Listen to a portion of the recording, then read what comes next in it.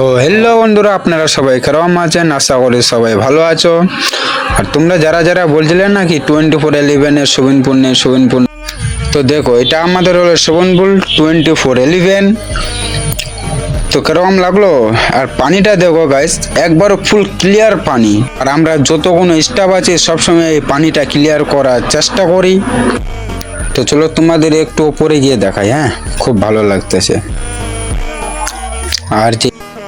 আর যেগুলো আছে না, এগুলো বসার সিট থাকবে, এই পর্যন্ত হবে এইটা। আর এই সব এখন রেডি হয়নি, রেডি করব।